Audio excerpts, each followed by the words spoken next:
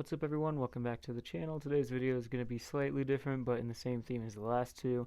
I'm going to be examining the crash of Pacific Southwest Airlines Flight 1771, which happened in late 1987. If you guys enjoy the video, please like, subscribe, and comment what you want to see next, and I'll see you guys in a sec.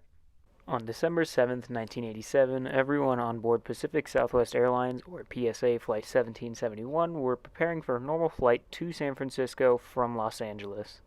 The flight was operated on a British Aerospace, or BAE 146. These planes aren't around anymore because they had 4 engines and a small cabin when you only need 2. Anyway, the captain operating the flight was Captain Greg Lindemood, age 43, and First Officer James Howard Nunn, age 48. Both pilots had a combined 23,000 flight hours and a combined total of 1,800 of those hours being on a BAE 146. The flight attendants on the flight were Debbie Neal, age 37, Deborah, I'm not even going to try with that last name, age 32, and Julie Goetzman, age 20. The flight took off at 3:30 p.m. Pacific Standard Time and headed towards San Francisco.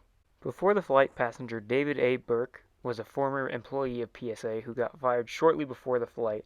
He was fired due to petty theft of $70 in in-flight cocktail receipts and an involvement in a narcotics ring.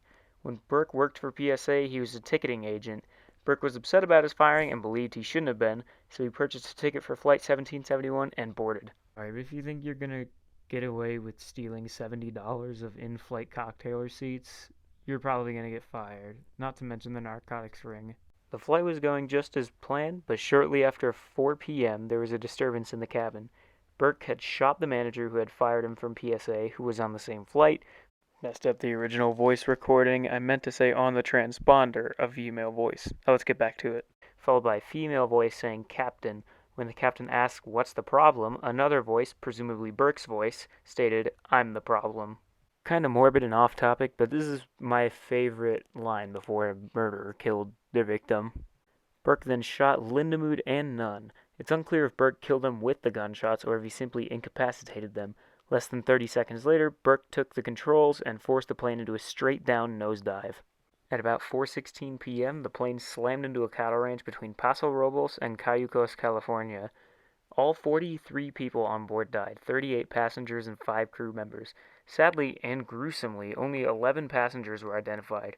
The crash also killed the president of Chevron USA and a couple public affairs executives.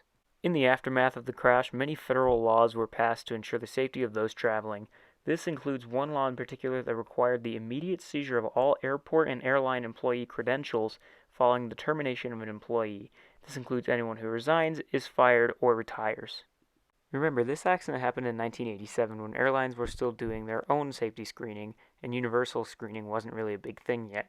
The TSA wasn't even made until 2003, and the Department of Homeland Security wasn't a thing until 2002, so there was not much they could do to stop him from bringing the gun onto that plane. Alright guys, if you enjoyed the video, please make sure you like, subscribe, comment what you want to see next, and make sure you share so we can get more of this content going. I'll see you guys in the next video.